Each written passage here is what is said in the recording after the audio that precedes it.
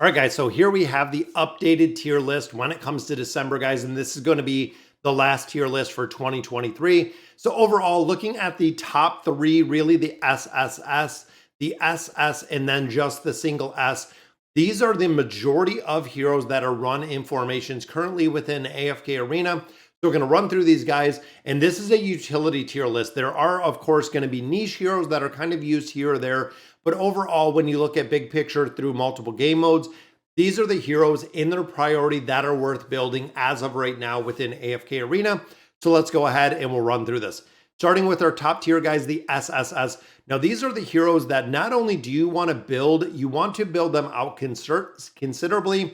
In addition, these are the heroes that you're going to be looking to build the collections for as soon as possible, guys. So the new collections have honestly replaced our all of our artifacts as well as our class specific artifacts very, very fast. Now remember, within a lot of different game modes, including the Cursed Realm and the Nightmare Corridor, you can only use the collection. So any of the collections that you have are going to amplify the stats on these specific heroes, which of course are the best in slot for a lot of those game modes, meaning building the collections comes with a massive, massive priority, guys, to build them out and build them out as soon as you can. Looking at the SSS, we still have Liberta. Liberta is dominating every single game mode, guys. Adding on the collection on there is just amplifying the damage that he is doing within every single game mode. Again, when you look at the SSS, big picture, all of these heroes are used in every single game mode, almost across every single place that you can utilize these heroes, including the Awakened version of Athelia. Again, still seeing a ton of utility with the hero. Every game mode we're seeing the build. Make sure that you're building specifically based on the totems, the collections, to really amplify the damage that we're seeing. Now looking at Demia, another one as a buffer, as a damage dealer, as a survival hero. She actually has the ability to immune the fatalities or the death of other heroes, which makes her very, very imperative in a lot of different game modes. Now looking at Rem, still doing a ton of damage, guys. Rem is still best in slot for a lot of damage teams. Again, adding on those collections on there are going to make a difference. Now you'll notice the Awakened version of Shamira did move up to the SSS, used and finally found a place in a couple different comps, but runs incredibly well within AFK Arena, even seeing a lot of utility within the Treasure Scramble, the PvP aspect. Very happy to see her finding a place. Then, of course, we have Lava Tune. That is right, guys. Lava Tune is used everywhere. So if you're questioning, should you build him? Absolutely, guys. SSS, he is going to be here you absolutely want to build. We're seeing him and his utility used within every single game mode. Now, when it comes to Palmer, the crit damage amplification in the crit, super important to build the hero, guys. As a buffer, he works incredibly well. Like it moved up to the SSS from the SS. Again, utility-wise, when you look at all of the different game modes, including the towers, she is being used. There isn't a place that she is not being used, which rings true the same with the Awakened version of Baden. Even though he is an older Awakened hero, the way that he works is incredible. And that is the reason why he is still here, guys. And even in a lot of game modes, he is still the best in slot damage dealer as a Season 1 or Version 1 Awakened hero. And then we also do have Amelia in there for crowd control. Is in a game mode that Amelia at this point is not being used. So as we get into the SS tier, now these are the heroes that are either one, the primary damage dealers within their formations, or two, are massive support to the entire team, which a lot of them are kind of interchangeable, but some of them, if you do not have them, guys, it changes the entire team dynamic. And a lot of players even look for different or alternate teams versus building them out. Now we start with Ivan. Ivan still seeing a lot of utility, but not being used in every game mode. And that's, again, kind of what you'll find out with this, is we're seeing places where if it's a shorter battle, not really seeing as much utility with Ivan. If it's a longer battle, definitely using it a little bit further, depending on the game mode that is being run. The Awakened version of Solus and Sophia, two of our support heroes, still being used, again, across a lot of different game modes. When you look even at the Twisted Realm, still seeing a lot of utility, as they are unfortunately slowly being replaced, though. The Awakened version of Belinda, even with our current run of the Nightmare Corridor, she is not seeing the same utility. She is actually not used in this iteration of the Nightmare Corridor, so it's interesting to see that she is coming down a little bit of the tier list, and we're seeing some movement in there. Now, Jerome, massive buffer. Getting him built, we didn't know how effective he was going to be at the beginning.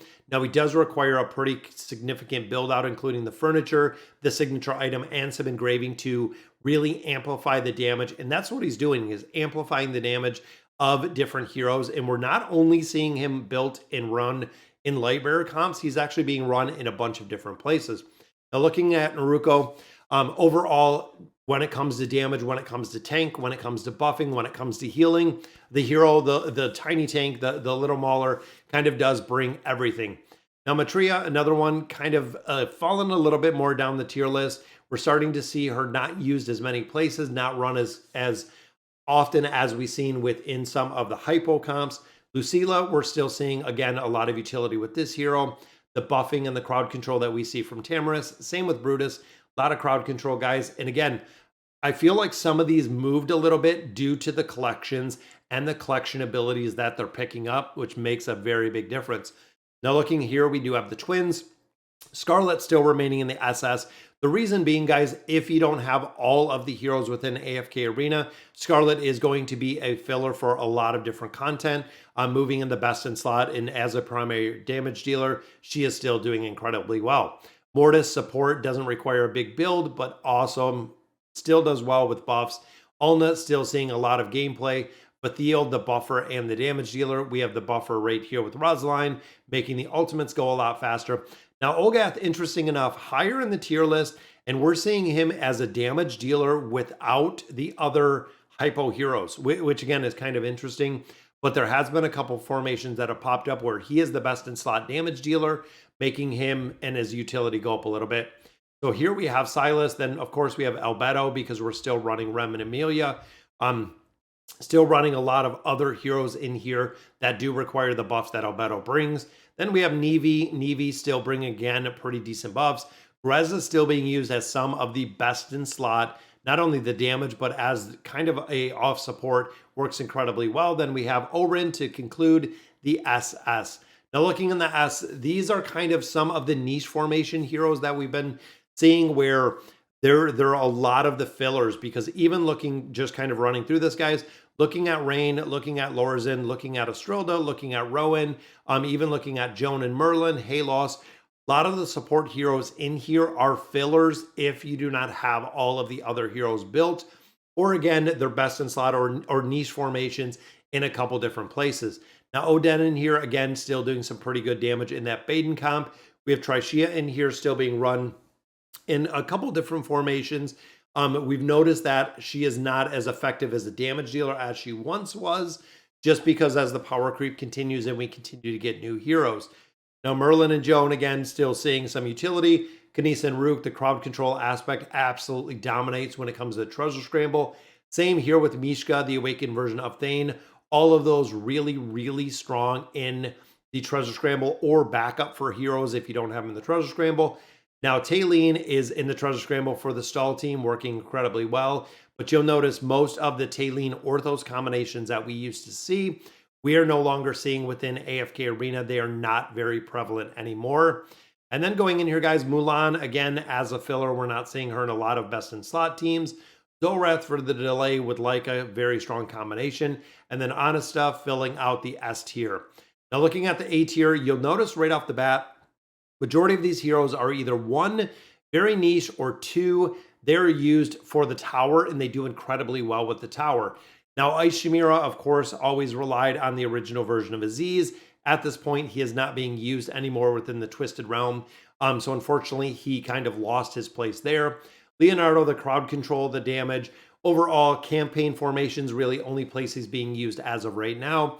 Same with Hodgkin as a buffer. Lucretia, kind of the tower campaign formations. But when it comes to multiple game modes, not seeing any play. The invade team, Screg is kind of taking a backseat. We're not really doing the invade, which same with Queen. We're not doing the 5-pole teams anymore. So a little bit of a change right there. Damon has been worked out of the Cursed Realm and the Nightmare Corridor. Peanut, again, utility-wise damage, might see her in a niche formation. Skarath not seeing a lot of play because, of course, that 5-pole. Same with Orthos in the combination where he used to be a requirement, now again, not being used as much. Looking at Yennefer, looking at Raku, again, looking at Raku for the tower, Yennefer as the PvP aspect. Edwin was pretty short-lived in a couple different formations. Same with kind of the counterpart when we had Guineas. Didn't really see a lot of utility. It was very short-lived. Thorn, the stall team guys, we're seeing that coming back within the Treasure Scramble and running the whale, working incredibly well. Then, of course, the formations within the campaign. The Awakened version of Taylene, again, not seeing a lot of play. Crescio, niche in some formations, but I believe at this point he has been kind of replaced. Then we have Saurus as a boss damage dealer. PvP, Ezio has kind of come back. And the Awakened version of Aziz, he is one that we've actually seen just at a legendary to get the SP effect within a couple different game modes. When you start getting into the B tier, these again are heroes that you'll see either campaign formations, tower formations, maybe backup to the backup or a little bit further down. So even looking here, guys, Kren used to be best in slot. Frampton was absolutely amazing. Tarnos was actually best in slot when it came to the Treasure Scramble and PvP. As of right now, I see a lot of players, some of the biggest best in slot players that are not even running him anymore. So unfortunately, he's going down. Even the combination here, guys, we're not seeing Khazard or Mahiro really ran as much. And then as we continue, guys, the 5 pull not being utilized. Guineas not seeing a lot of play. Now, some of the key ones here, guys, is number 1, Robin Hood. We know Robin Hood is going to come out tomorrow or tonight at reset. Even though he's falling into the B tier, he's kind of niche in a formation, but there are a lot of players that are not using him at all, unfortunately. And that's kind of what we're seeing. And then, of course, Lady Simona. Thought she was going to be awesome, guys. Skills and abilities seem pretty solid.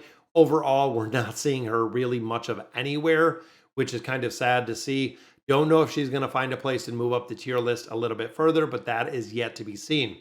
As we go through, guys, and we kind of look at the C and the D tier, these are fillers for the tower if you're using them at all. These are the real heroes that wouldn't really spend any time or effort building any of them. They're not going to have, again, a ton of utility outside of the tower. We're not seeing them really played in a lot of different places. And of course, it's kind of unfortunate, but the build of a lot of these heroes were good once upon a time. Like I remember when the original version of Thane was best in slot by far. When Gwen was released, it was absolutely just broken, as well as a few other heroes in here. But again, as of now, with the progression of AFK Arena, not seeing a lot of utility with a lot of different heroes. So guys, tier lists are super, super subjective, especially when it comes to heroes, their utility and how they're being used. But guys, that'll do it for today's tier list, and that will do it for the last tier list of 2023. So let me know in the comments what you guys think, and as always, thank you guys for watching.